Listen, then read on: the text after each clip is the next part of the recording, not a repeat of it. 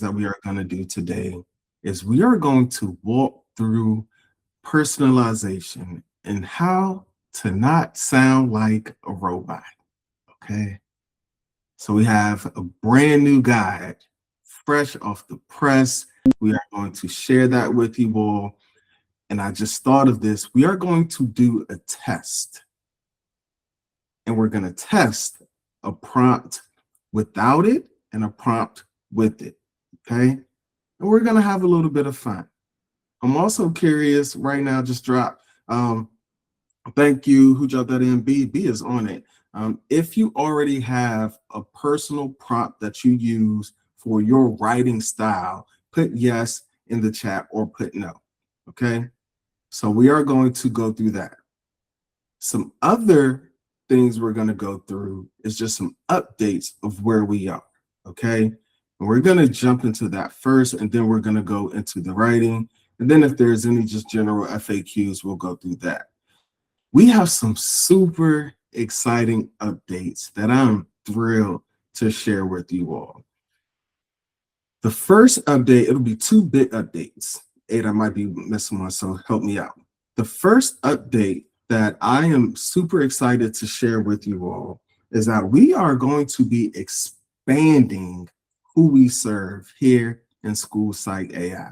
And so I'm going to go ahead and share my screen. I'm at the School Psych AI website, and it's just schoolpsych.ai. And we have this new tag. It's called Who We Serve. And when we first launched, I'm a school psychologist by training. And so I always had in mind that I wanted to expand to our entire team, right? All the related service providers. That was always a big dream of mine. But we're a small team. We don't have any funding. We don't have any investments. It's just our small team working hard, hand in hand with you all. And what we've learned since we've launched is we have a ton of practitioners already using our platform. And so we thought it beneficial to make sure that whether you're a speech pathologist, you're a special education teacher, or whatever your role might be, that we have specific tools that can benefit you as well. And so if you're looking at my screen, you can see here who we serve. And we say serve intentionally because our team is to be of service. We're practitioners. Ed is married to a practitioner. He's an honorary practitioner. And we're here to be of service to you all. Okay. Along with school psychs, special education teachers. Did y'all know my wife is a special education teacher? Yeah, so she's been a special education teacher. She's been in school leadership. So special education teachers are near and dear to me. Also school nurses. Did y'all know my mom is a retired school nurse? One deeper, Amy, my mom worked at my high school, y'all.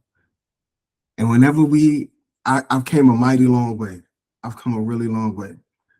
But back in the old days, when I used to get in trouble, the teachers would just, hey, McClure, we're going right around the corner. We're going to tell your mom. But my mom is the sweetest lady you will ever meet. Nurturing, cares for people, makes sense she's a school nurse. We actually created a tool based on one of our partners, and then me speaking with my mom, called the Individualized Healthcare Plan. And this is a really neat tool where you upload student information related to any medical issues, and then it gives you an individualized healthcare plan. Really neat. And then we had a really neat call yesterday with a lead SLP. We're going to be expanding our tools to speech pathologists, social workers, BCBAs, and diagnosticians. All right. There will be more information to come. You all have this link. You all can review it. When you click on one, you'll be able to see exactly how it works. You'll be able to see all the different tools that we have for it, which is really, really neat. Here are all the tools for special education teachers as well. And then you click one, as an example, it gives you a nice definition of those tools. So please take a look at this. share it with your IEP team member colleagues, and that would be amazing.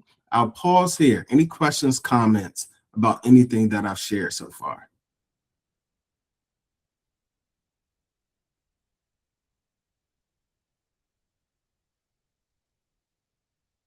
Cost?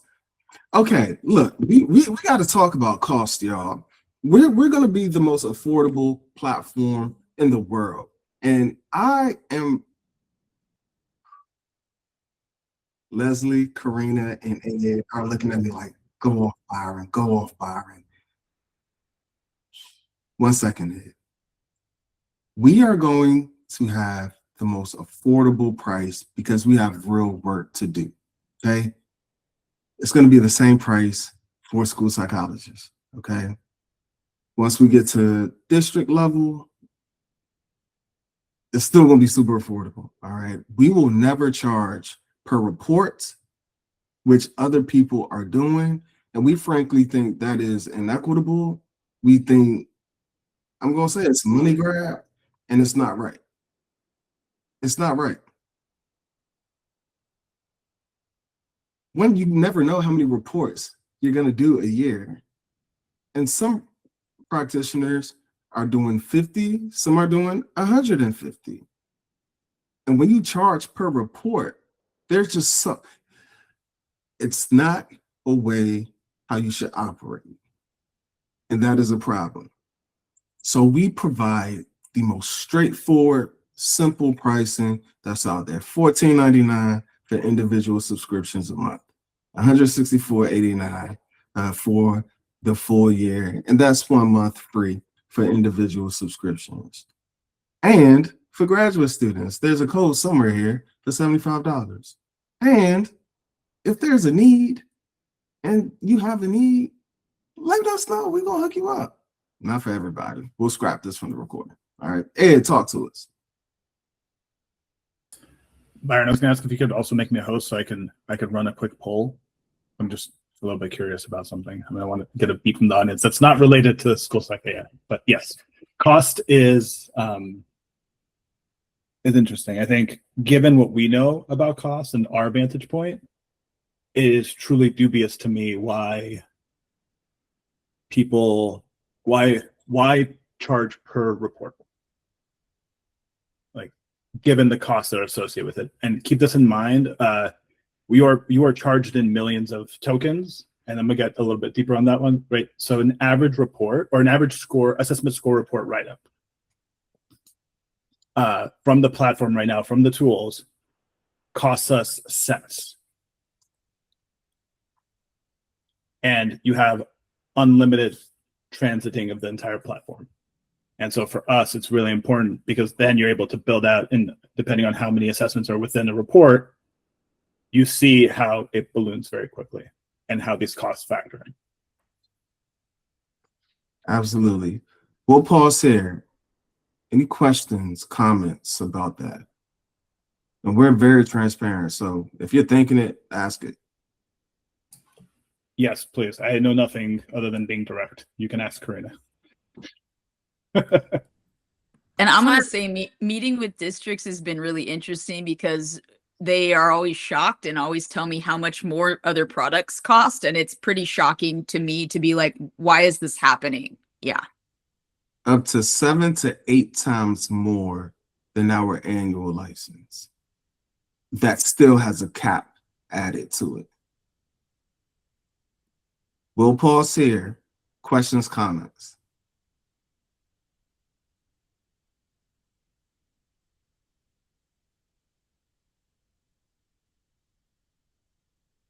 Okay, we will keep rolling. Pricing information is on our website. We'll get that updated. And if you all have any questions about that, more importantly, if you have a need, right, so that you can get your job done, we're here to meet your needs. Reach out to any one of our team. I said that intentionally. We're here to be of service. Okay, so reach out to us and we'll work with you to help meet that need. All right, let's keep rolling for the sake of time.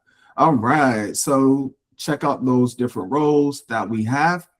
Inside the platform, you're going to notice that it is going to be, if you're a SLP, if you're a special education teacher, when you come in, you are going to be able to select your role.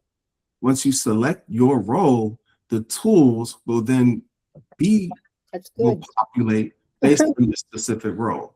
So we're just going to make things so much cleaner and organized and structured for you all. Okay. The next piece that we have, moving on from here, we're going to get into the writing super quick. Ed, maybe we need to reverse it before we do the tours. Okay. No, we can do it. Yeah, we can. I'm going to throw it over to Ed. He's going to walk us through the tours. And Ed, if you can give just some context of why we're making this change based off of the NPS and us taking action, that would be really great. Bear with us just for a few minutes because this is going to be really helpful to your work. And then we'll get into the writing style with the remaining time we have. Ed, the floor is yours. Okay. I'm going to go real fast to save everybody time. So we've introduced and starting to introduce this notion of tours that'll give you the curated walkthroughs of the platform from within the platform. So reducing the reliance on Google Docs, videos, really giving you the information you need at your fingertips. So the tours will be located here. And the reason why we recognize that tours matter is one of the biggest pieces of feedback that we received is more guidance on how to work within the platform, how to navigate the platform, and how to use the tools where they're at, all of that. And so you'll notice that you'll have this little question mark down here, and you'll see a number of tours available to you. So if I hit chat and tools, you'll see it'll give you a very brief walkthrough for those that have been here for a really long time. You probably know most of this at this point, right? Which is not particularly helpful, but for those that are onboarding and starting fresh, it is nice to know where things are. If you go to more, you'll have a pop-up and you'll see tours of the entire platform. One of the things that you'll see added are tutorials. So there'll be use case specific instructions on how to prompt, how to like write social stories, how to do behavioral observation, really providing guidance and help along the way so that you're able to ramp up, solve your problem, and move on to the other tasks that you have to do and you don't get stuck here as well. So an example, say I want to see our FBA generator tool. Right? It'll guide you, tell you where to go, how to search, pop open. It'll tell you what you need to add, and then it'll give you like a follow-up and what next steps could be when using these tours. And so the goal of this is to provide, again, an overview, guidance, and help around the process. And then one thing that you will notice, if you go to settings, you'll see we have the different roles already built in. And so if I select BCBA, hit save, see when I open tools this time around, what tool switch. There it is. Okay. And if I hit tools, you can see my pop-up. You'll see that now the main role is BCBA and all the tools are structured under it, with the rest of the tools living in their existing categories and favorited tools staying in their existing positions, so it's not disruptive for those that already have their preset workflows. And so I'll pause there. That was a lot of information really fast.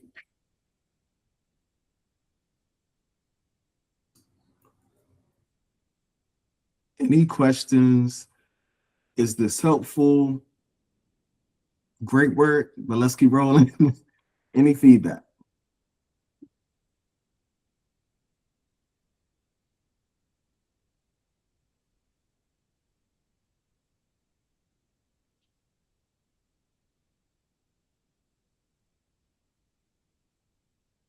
Now, y'all already know my favorite counseling strategy. Allow us silence. Diana says, is this available now? Ed, when will it be ready? So this will be ready and publicly available by Monday. Monday. Diana says, great. All right, y'all. And just to really drive the point home, this is why we administer that survey so that we can get feedback and know how we can best be of service to you all. And we move fast. So every ounce of feedback, it helps us to make sure that we're going in the right direction to best meet your needs. So thank you all for that feedback. And now, the moment you all have been waiting for. How not to sound like a robot. Are y'all ready? Let's get into it. Okay, so I'm going to share my screen. And like we always do here during the School Psych AI office hours, we are going to give you all several resources to help you all get started. I just want to see, B, are you ready to drop in the free resources? If not, I was going to drop it in. All right, but we have a free resource folder for B. Okay, she dropped the direct link. I'm gonna drop in the resource. B is on it. I love it. I love it. Very good. B dropped in the actual guide, and then there's the resource folder. Thank you so much, B. This free resource folder, there's a ton of resources to help you get started. Okay, once you're inside of this free resource, you're gonna click the one where it says, let's see, we're really pushing B. We push Ed every week. All right. I was going, B, she's already done it. B, this actually looks good. B has added a fresh featured resource of the week. And then if you click the start here, it's going to be right here for you. Okay. So then you just click that and it hyperlinks directly to the guide. Amazing, B. Thank you. Now, this guide, I think, is a really good resource.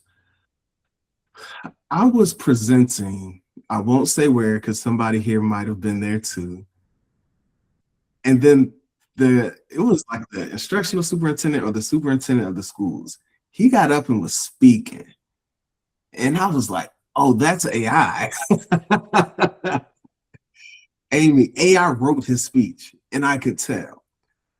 Before, if you showed me writing, hey, this is AI. Come on, do better. It was in that moment I recognized I can now hear AI. And whew, goodness, Liz, now on social media, if I'm scrolling, we're seeing images, videos, although it's pretty difficult now to differentiate some of the videos and images now, which that's saying a lot. The point here is you can tell when somebody takes something from AI and passes it off as theirs. Here's the cool thing. You can use a prompt, which is how we communicate with AI, to craft a really nice prompt to make it sound like you and how you write. There's a number of different ways to do this. Inside of this prompt, and we're going to scroll, I give you strategies that you can use, all right? Liz, oh, we should do this. Drop in keywords that you know AI, that AI wrote this, all right? Liz says Sophia likes to use notably. That's hilarious. That's a good one, Liz. Furthermore, some other ones, y'all, this is the sure telltale, is the M dash. There's an M dash. Emma says striking. Oh, okay. Ed says Unicode characters that are invisible. Here's the engineer, the developer. Good. Some other ones. Oh, in the early days, everyone was unlocking the potential. Everyone is harnessing the potential. Karina, who is delving? Michelle, if I see the word delve right away, it's AI. Now, there are some other markers now that we start to see. It's a little bit more complex, not Ed level complex, but in ChatGPT, there's this, ooh, Antoinette, that's a good one. Lots of bullet points. Yes. Bulleted format for everything. In ChatGPT, they break up sections by that light gray line. So we see that often. Another one that is kind of there, that I see from time to time, is the structure of the sentence. And It's not this, period. It's that. Has anyone seen that? And oh my goodness, that is so. The point here, Karina says, not the in dashes. Yeah. Inside of this guide, moreover. Hey, Shauna. Always good to see you, Shauna. Shauna says, moreover. Yeah. Now, some people, before AI, they love their in dashes. Some people love moreover. I was a moreover guy. But now these are some sure signs you're likely using it. The good news is we can fix that. Inside of the prompt guide, I first give you just some 10 tips that you could use, y'all. One of the ones, sound like a real person. I don't think I put this here, but along with this one is telling whatever AI model you're using, use natural human language. That can change it dramatically. These are some good ones. Another one, I talked about the no M dashes. These are all kind of really good. I like these a lot. This is what I was alluding to, the state things directly. Say what something is. Skip the setup and the gate move. That's what I just say what it is. Come on now. Let's get to it. Okay. So on the third page, here's the actual prompt. And all you're simply going to do, you're going to copy this and then paste into your preferred format. That simple. But I want to take it a step further. What I want you to do, you're going to copy this. You're going to open up a Word doc, editor, a studio writer, whatever it is, all right? And then what I want you to do, edit this, anything here that adds to your own writing style, okay? Make it yours. Liz, if you love M dashes, say, hey, use an M dash every other sentence. Yolanda, if you're a storyteller, say, make sure you give the most dramatic story and work through that resolution. If you're Ed, hey, don't use these characters because I need to be able to, whatever it might be, all right? Add your magic, but don't steal anyone's magic. Some of y'all might get that, you know, because there's only one studio writer. I'm not quite sure what studio mode is. Some of y'all might get that, some of y'all might not, but add your magic within this platform to make it yours, all right? I'll pause here, and because we're about to get into a test, and we're going to see this in real time. I'll pause here. Questions, comments, anything that might be unclear of how to take this and make it your own. Yes, Amy. What is the difference between doing this and going into your personalization feature? Awesome question. You're getting ahead. But here's what I want you to do, okay? We'll go there and then we'll come back to the test. What I was going to do is walk you through the test, show you how to get the prompt just how you like it, all right? Imagine we've done that, and we're going to rewind and come back. But once you get the prompt just how you like it, as an example, I'm going to grab one that I have. You're going to click in the upper right-hand corner. You're going to go to settings. It kind of showed you the personalization. You're going to click personalization. And then there's a spot called custom instructions. And we say enter any custom instructions for how you like Sophia to respond. And guess what you can do? And Amy, this is why I wanted to work in order. Once you get that prompt exactly how you like it, you've added your own special sauce to it. Paste it right there, okay? Remove this part. Follow these rules as you write. Click Save Changes. And now when you're using conversations, not necessarily our tools, right, Ed?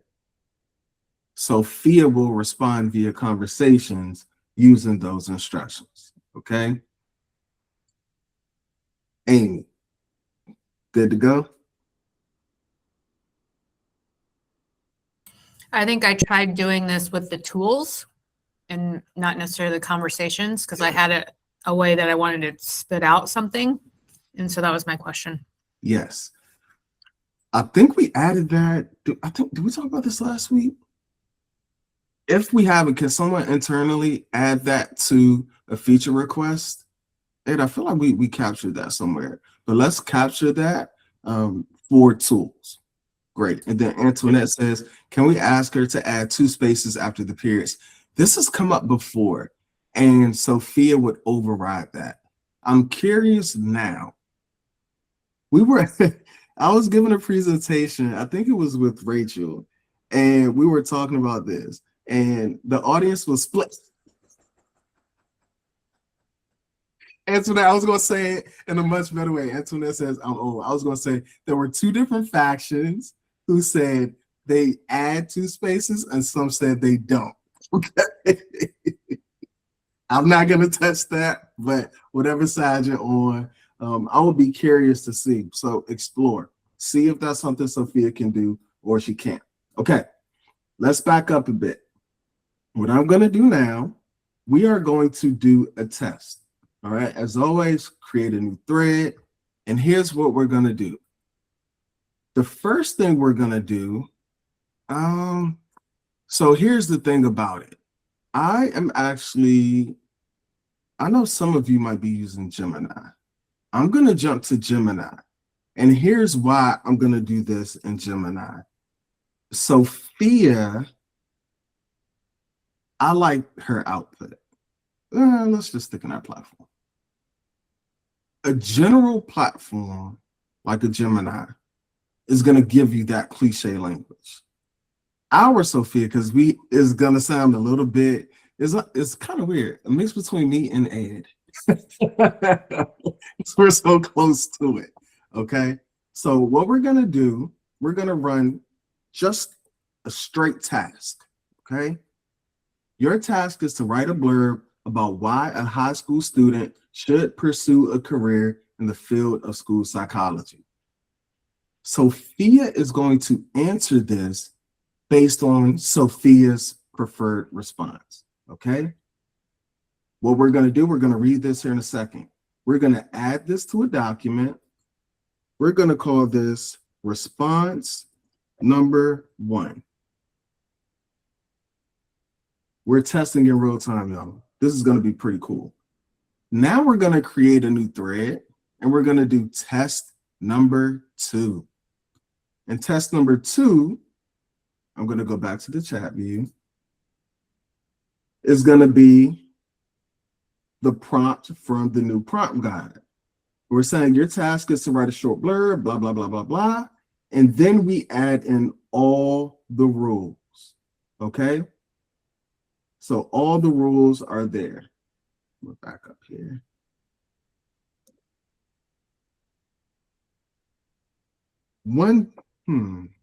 Okay. I'm going to leave that there. And then we're just going to hit submit. So now what we're doing and how we're setting this test up, we're going to see Sophia's, how we've trained her, the language, compared to this modified output that we have. And then I'm going to switch back to workspace. I'm going to copy this response number 2 and then add to document. And you're also getting a look at how our studio writer works. Okay, I'm going to close this down just a bit so we can zoom. And also, while we do this, I want you to run it in real time on your end as well. If you have a prompt, make sure you modify it, add it, make it your own. So just Sophia, here's what she said. If you're passionate about both school psychology and making a tangible difference in young people's lives, school psychology might be the career path you're looking for. Okay, Let's pause there. Here's the second response. Look at the structure, right? It's broken down a little bit more to make it a little bit more readable. Think about the teacher who changed everything for you. Oh, that is great. That sounds like me. Yolanda, I thought about storytelling. Now everybody's going to be walking around. Yeah, I think this is great. Okay. The one who noticed you were struggling and actually did something about it. That's the everyday reality for school psychologists, except it's your full-time job. This is really neat. I'll pause here. Questions, comments, reflections.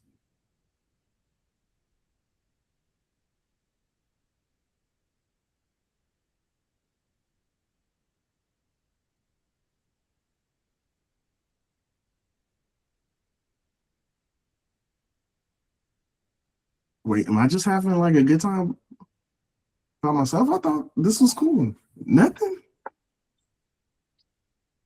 Emma says this seems neat. Yeah.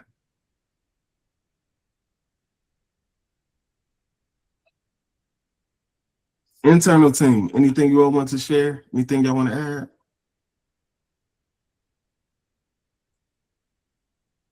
add? I think this really shapes that notion of what you put in is what you'll end up getting out.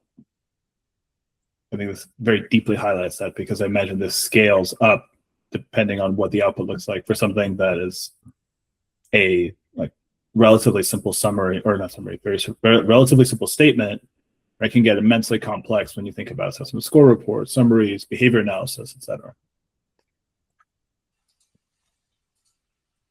That's right. Ed.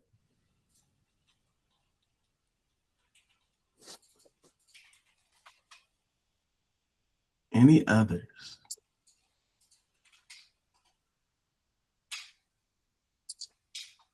I would like to see what this looks like, or if you guys try it out when you're doing like your multidisciplinary summary at the end, because usually sometimes that can sound a little bit robotic and you have to go in and make changes. So I think these are good tips. That's the section sometimes that I'll see that, or like the Basque write-ups. Yep. Thank you, Karina. Now, what you can do, just how we just showed, if you prefer this output, or maybe you like Sophia, because we've done a lot of work on Sophia. But let's say that you like your output. You like the structure, the flow, it's more user-friendly. Just how we did, you could take the prompt that you have, go to personalization, and add that in there as well. Kimberly says, I have been fixing by asking Sophia to revise to parent-friendly language. Absolutely. So even if you use the generic output from Sophia, you can go to our tools. You can search for the parent-friendly tool, pop that in, and I'm super condensed. And then Sophia can help you there as well. Just click submit, okay?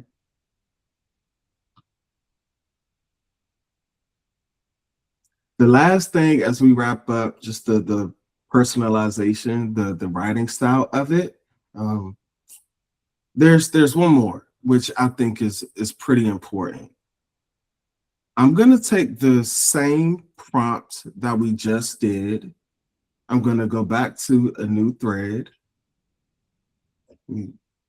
Put enter down. Now, there's two things that we can do here. We're going to keep everything the same. If you want Sophia or whatever AI platform you're using to be shorter or to be a yapper, all right? Do you want it to be Ed or do you want it to be Byron? Here's two ways you could do that. If you want it to be Ed, you're going to simply add no yapping to the end of that sentence. All right. And I joke with Ed because Ed is to the point. This is what it is. And that's great. So there's so much value there.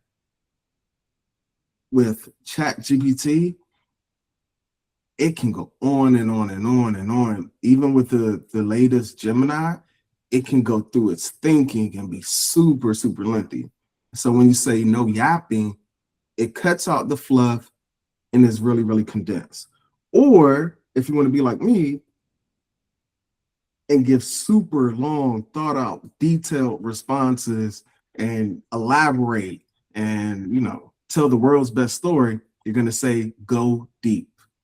And what that does is it makes the model, it makes Sophia provide a lot more depth to the conversation.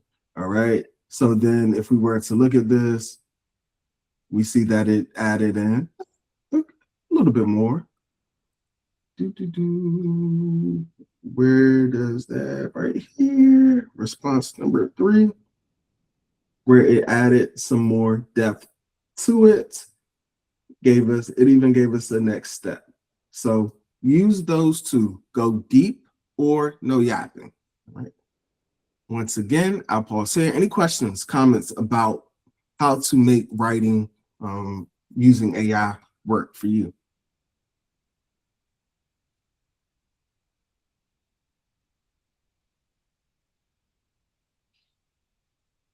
Okay. So with the remaining time that we have, if there's no more questions about the writing aspects or the tours or anything else, we'll pause here and open it up for the good of the order. Any problems of practice, anything, any tools you all would like to see, any use cases that we can work through together in real time, now's the time.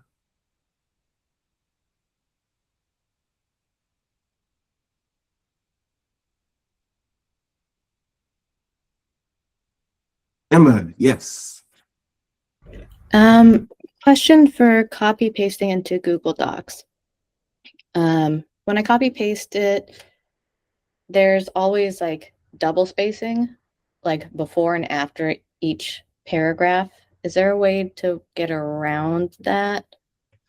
Yes. Before I say, how are you copying and pasting? Copy pasting from the chat. Okay, so you're clicking this copy button right here. Mm-hmm. You click that and then paste into a Google Doc. Mm-hmm. Okay, so here's what you're going to do. And let's do this together in real time. I'm creating a new Google Doc. I just hit that copy button and then I'm pasting here. Byron, I think your screen is frozen. Thank you, Ed. Let me stop sharing. All right, and then I'm going to pull this back up. Boom, boom, boom. Boom, boom, boom, boom.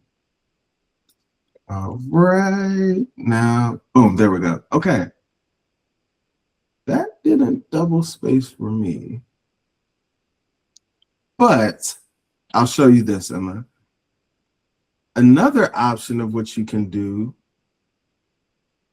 well, no. Yeah, I was going to show how you come to here and then copy for Google Docs. Let's say that we got rid of all of this, right? Emma, what you can do, click these 3 dots, copy where it says copy to clipboard, hover over, and then click copy for Google Docs. And then I'm going to do the ChatGPT line, but a human's doing it, and then paste in. See, that one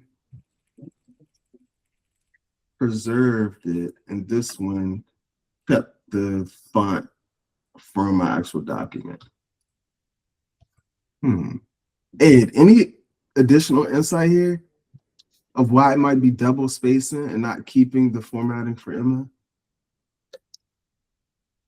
Emma, you said you were copying directly from the chat using the icon, right? Mm-hmm. Okay. Are there any defaults in your Google Docs potentially that are preset? No, No? and I don't have like the add space after paragraph, add space before. I manually, once I copy paste, I go in and remove all of that. Oh, that was annoying. Huh. Okay. I mean, yeah, we could play around with it to see like where we could produce it. If you see it, like happen, if you could, because I know you have everybody here has infinite amounts of time. If you could try to pause and just send us like that interaction while it's still fresh, it'll help us narrow down where that gap is. This is definitely not a user error. There's probably something in between those two systems at some point somewhere, but it'll help me at least isolate like from Sophia copying. As long as that's intact, then we can go and see like where Google is not playing nice. Okay. Thank you. Yep. Amy. Maybe I'm missing it somewhere, but in the report writer, I have looked for a Basque write-up for self-assessment. Sorry, Amy. Amy, have we talked? Yes, we know. Okay. Okay. Yes. Yes, it's in progress. It's already built. We will release it as soon as we can test it. Fantastic. Thank you. Yes. Oh, actually, I did have a question, Amy, back to you. When you upload, if you select like the Basque in the report writer, is there any expectation that it should also be able to combine the self-report into one write-up? You mean with the multi-rater? Yeah, exactly. I usually, like when I write my reports, I separate them and I do a multi-rater one and then I do a self-report one. So we separate the students. That's just how I write them. Okay. And I see Yolanda shaking her head too. Okay. Awesome. Okay. So, okay. Yeah, no, it's good to know. Okay. Anna says, Ed, my bad, go ahead. No, that was it. I really appreciate. Thank you for the feedback, everyone. It's super helpful on my end. All right, we got to talk about this. Robin, coming to you next. Anna in the chat says, is there an option to pause your subscription during the summer months? We're working on a plan for that, okay? So one of the things that we factored in already is that we include a month free in the annual cost, because we know, some people are 10 and a half, some are 11, some are 12 months. So we kind of factored in and cut that down the middle. So we give 1 month free. We will be sharing more information on that coming soon. So stay tuned for information on that. All right. And then Robin, I think, had a question.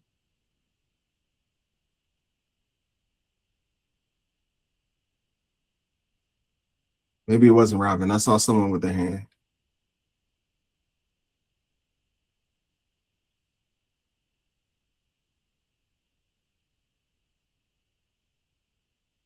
Okay.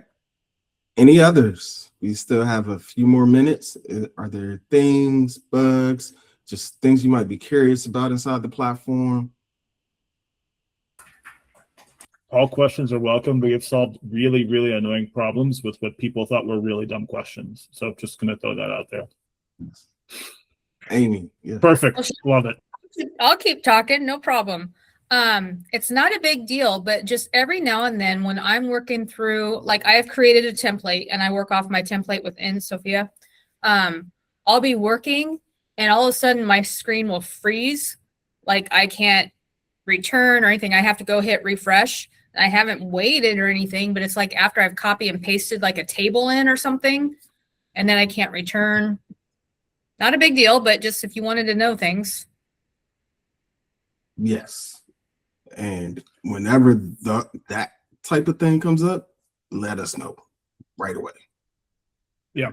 So, okay, just to touch on that for a moment, right? All the data saved, we save compulsively to, our own detriment to some degree, because I've had to go through 100 versions of somebody's report before to help them recover something, because these systems will fail.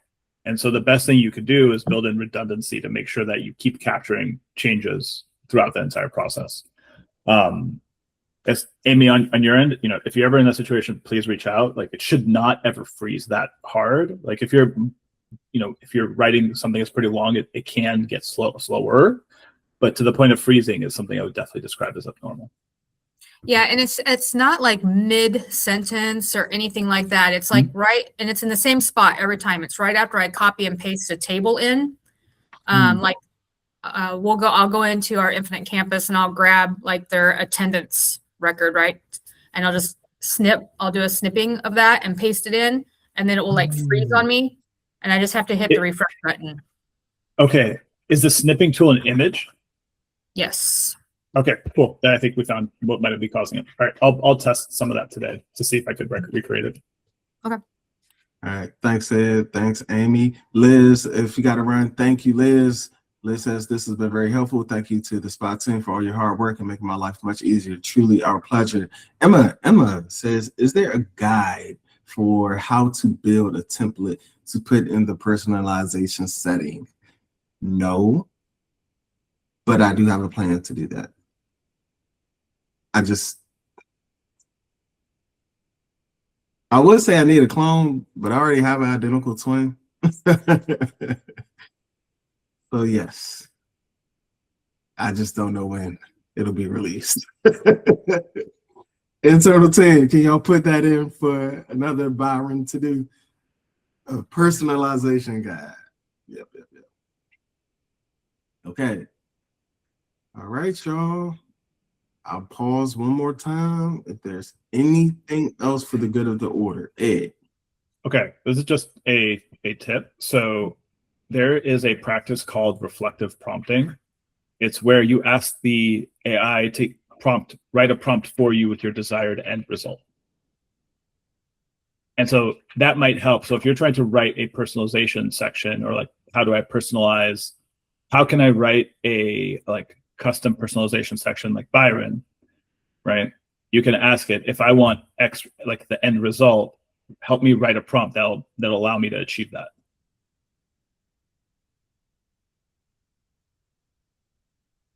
Hold on, Ed. Yeah. Let's break it down.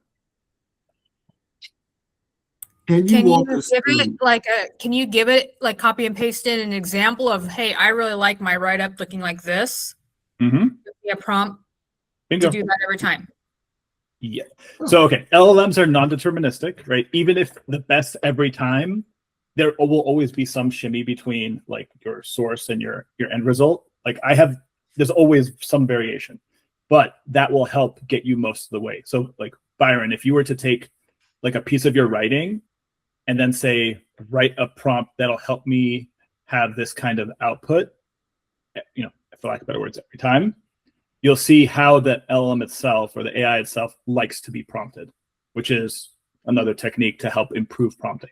I am the world's laziest prompter because I have no patience to sit here and type. I guarantee you, Karina, you're not.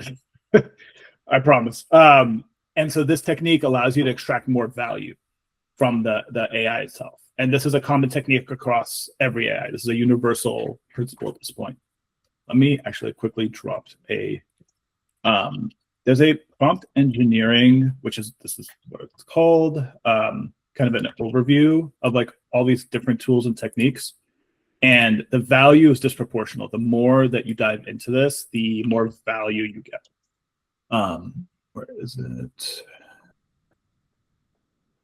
Let me see if I don't know if I can find it in the time we have, but I think Byron is doing a demo of it right now. Yeah. Okay. Nice. B, if we can add that in. Yeah.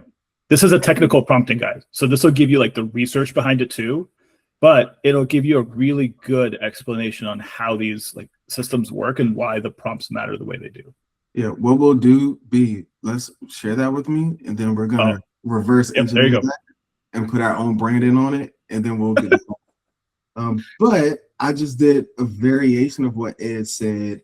I took the output that we got with the go deep, and I said, above is a response I love.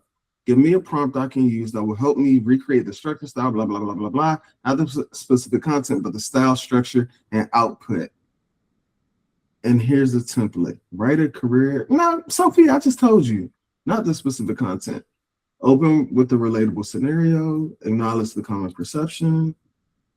List diverse responsibilities. Emphasize variety and pace. Huh. So this is and then not bad. You go backwards from here. Because then what I can do is just say, write a paragraph, insert field, write a paragraph about, and now we're just wordsmithing out. Come on now. How amazing is this? Yolanda says that is really cool. Thank you for sharing. Yeah, this will go a long way.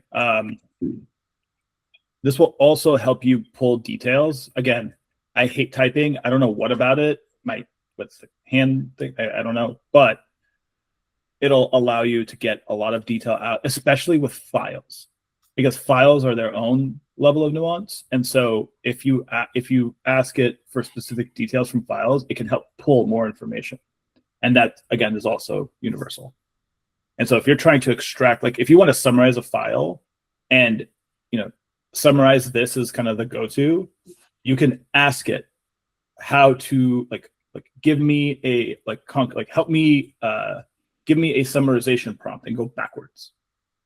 And then it'll help, or give me a summarization prompt about in our platform specifically, because we have our own WISC reference. If you say, give me a summarization prompt for the WISC, I want to extract the most information I can, or most relevant information I can from this file. It'll then give you different categories, pieces of the WISC, things to pay attention to, and then you could make it more, as Byron's tone here is, punchy. I love it. This one's actually good. So now I actually have a really good prompt I can use here. I'm going to drop in the previous prompt that I did, and you all can just attach this one, because that works. Yes. Emma, before you go, we recognize that we're approaching time. If anyone needs to drop, thank you all for joining. Stop back every Wednesday, 11 a.m. Central Standard Time. Do the math. My brain is fried right now, so I can't do the math for you, whatever your time zone is. If you have questions, reach out to us and our team.